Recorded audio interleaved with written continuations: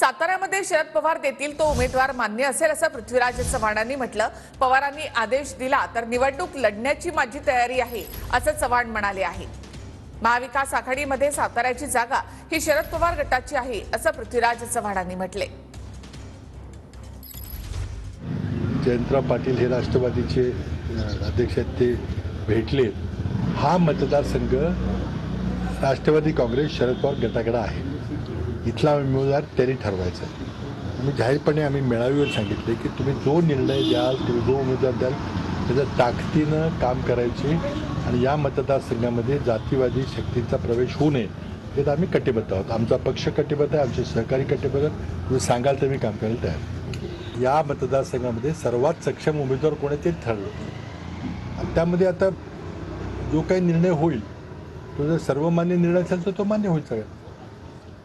पण तरी पण तुमचं नाव जास्त प्रखरतेनं समोर येते। हे काही लोकांनी मीडियाने घेतलेलं आहे। मला जर त्यांनी आदेश दिला तर माझी लढाईची तयारी आहे, पण हे निर्णय हा सगळा शरदचंद्रजी पवार यांचा निर्णय आहे।